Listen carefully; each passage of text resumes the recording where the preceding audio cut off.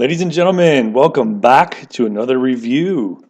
Today we are taking a quick look and unboxing at the Vixia R80 HD camcorder.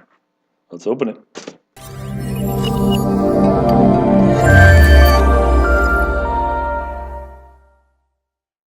Alright guys, I picked this up relatively cheap. You can get these new if you find a pretty good deal, around $200 on the internet. I got mine off eBay.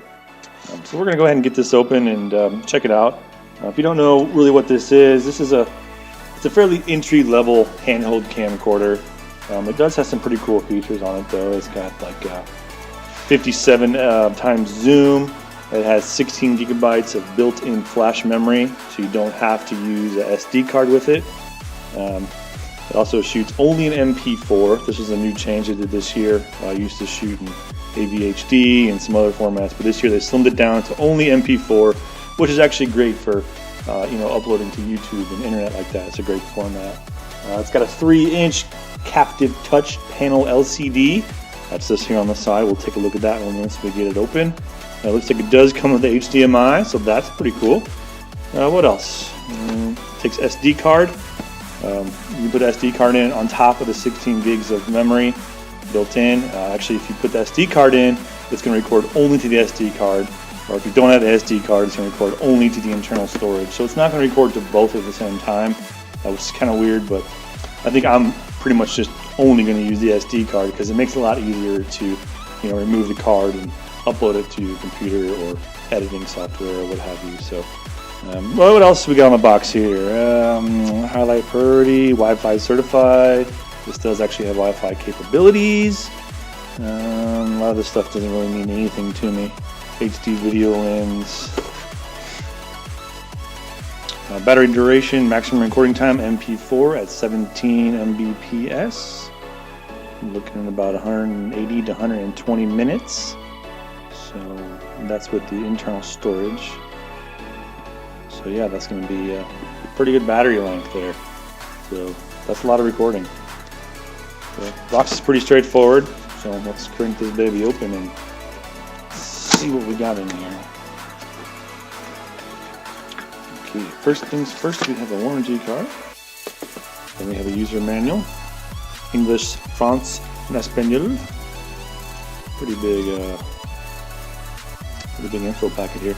Usually you don't get these. Usually it's all online, so that's kind of cool. Got some kindling for the fire. Next we have some. Here's our battery. Let's crank this open.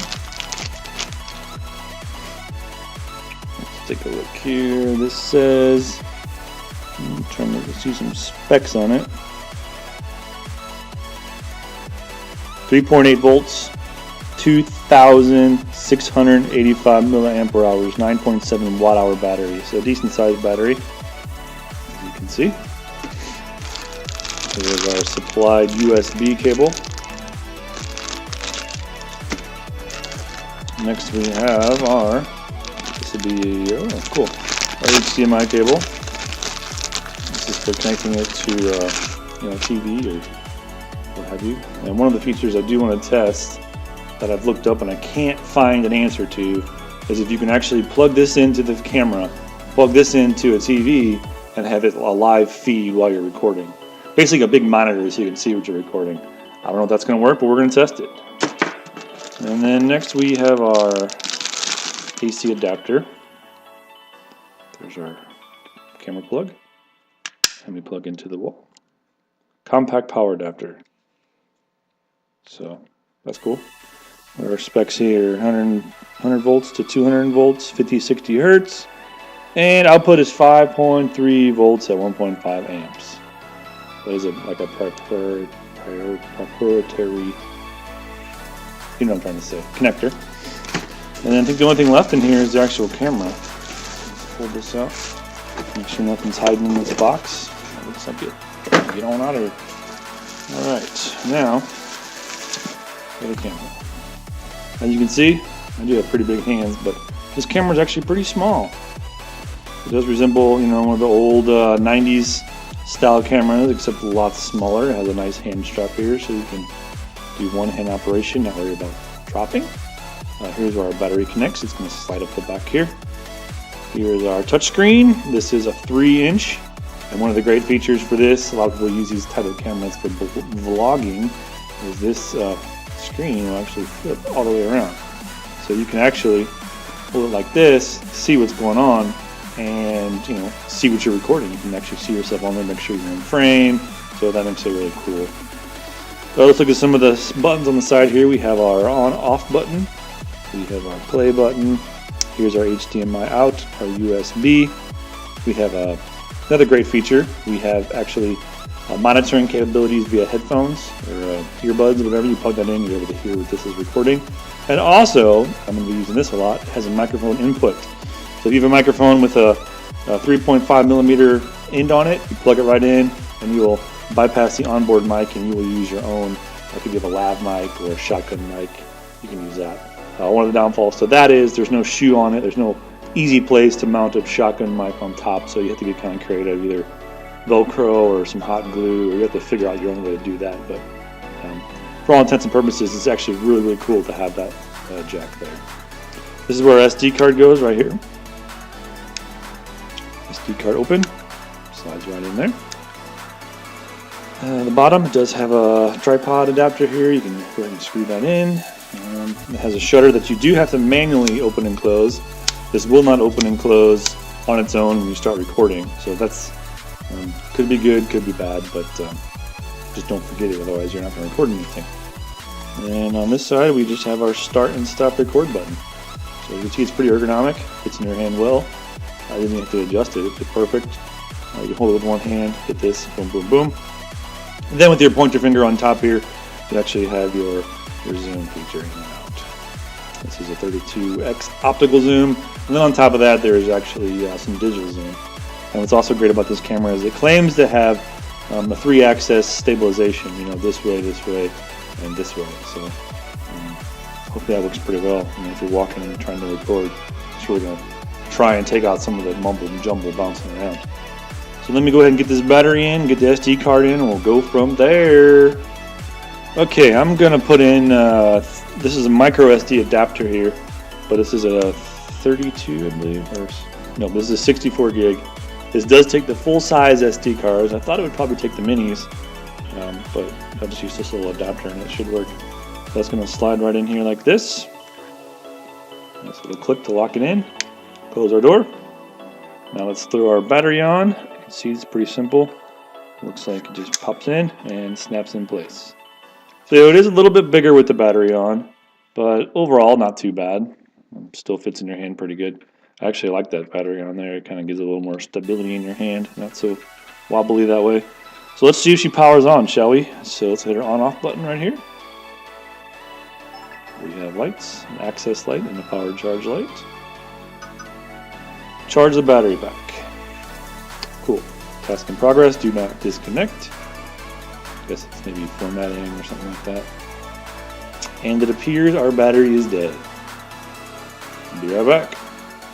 So typically, these things come with it. I mean, they always say charge the battery before use, but typically they have at least 50% on them.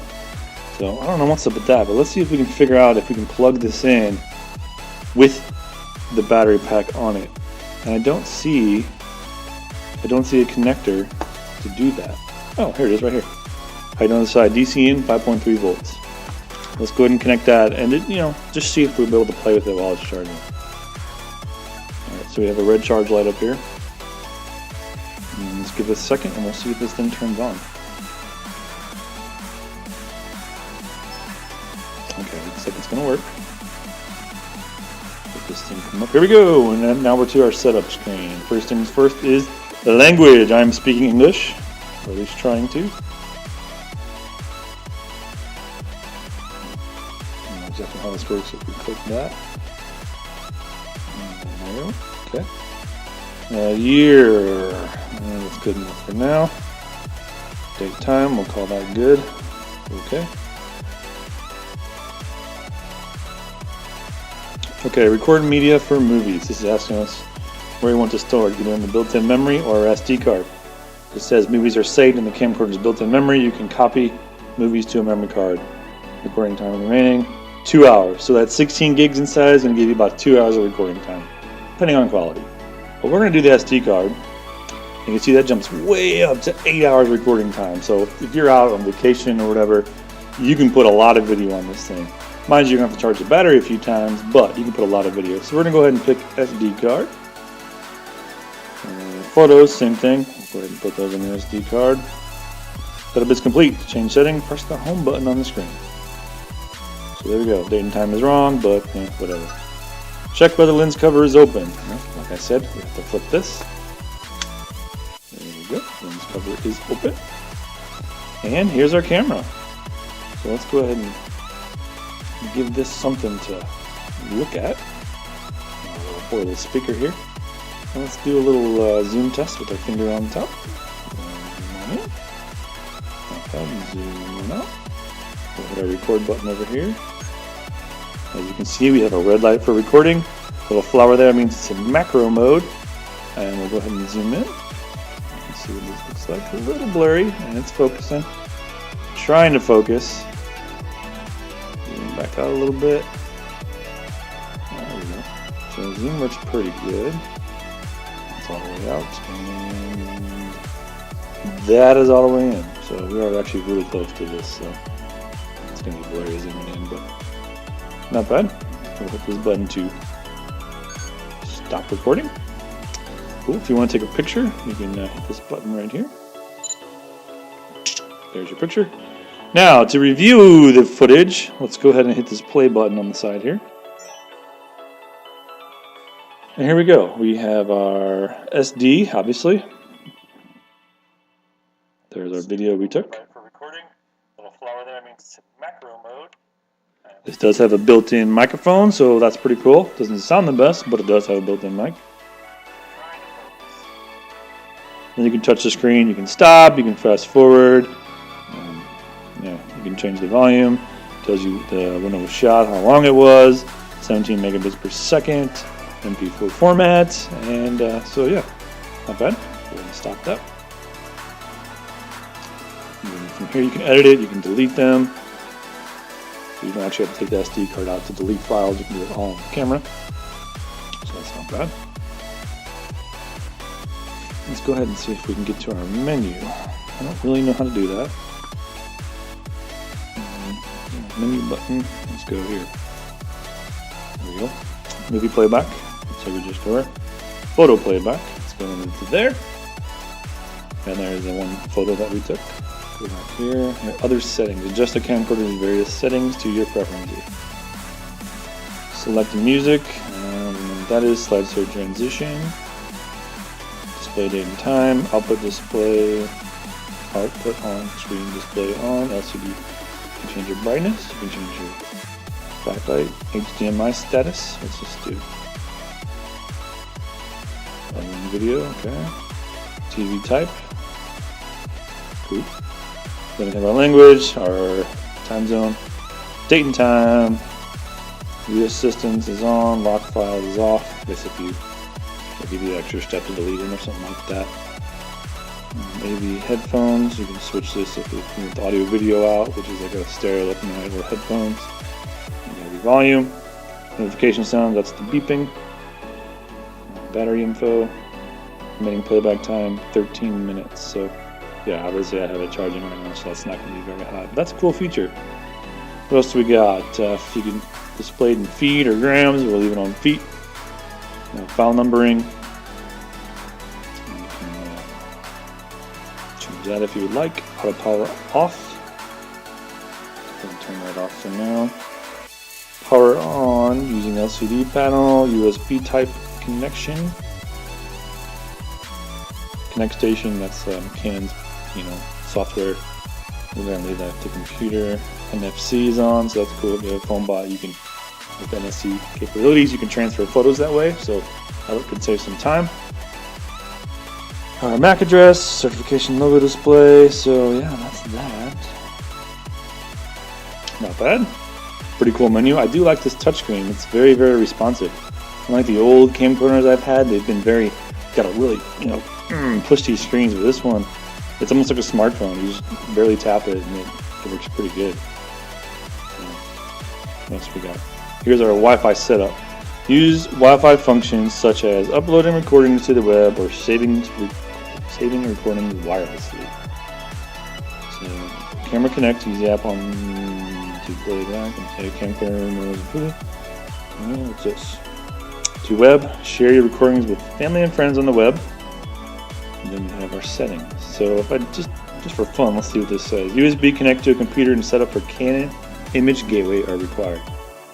So I was doing a little research on us, and I think what this is Canon Image Gateway is their own online, pretty much file server, where if you connect to it, you can actually upload your photos and videos to their site, and then you can get them on your computer. So I guess that would kind of save a step, we're actually coming up, taking the SD card out, pulling the SD card, putting it in your computer, getting the pictures that way. You can actually upload them directly to this, log into this from your computer, and get the files. So pretty much whatever way you want to go about it, whatever works best for you.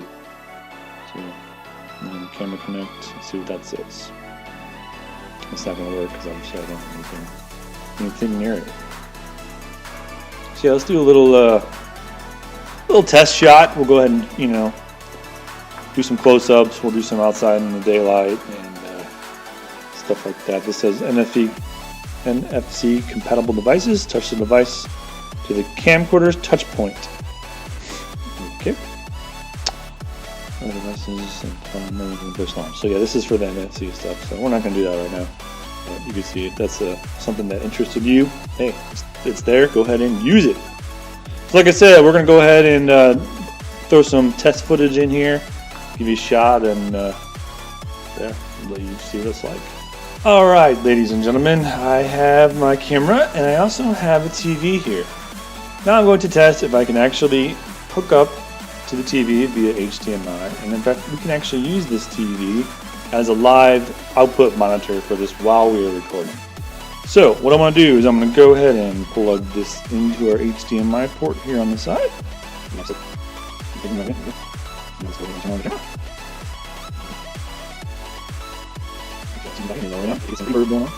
Alright, and as you can see now, it is showing what we're recording here. Now the trick is, the question is, will it work while we're recording? So let's go ahead and start recording. We are recording, and now you can see, yeah, it's basically mirroring exactly what our little screen here is showing. So, that's great. If you're doing like a recording setup and you're in a position where you can't see this little screen, you actually hook up to a big monitor so you can see exactly what you're shooting, and there's no question about it. So yeah, you plug it in, it pretty much mirrors the screen exactly. So if we stop recording and we go to our play mode, same thing. If you want to play a video, we'll play it on the big screen as well. Very, very cool. I really, really like that feature. So good job, Canon.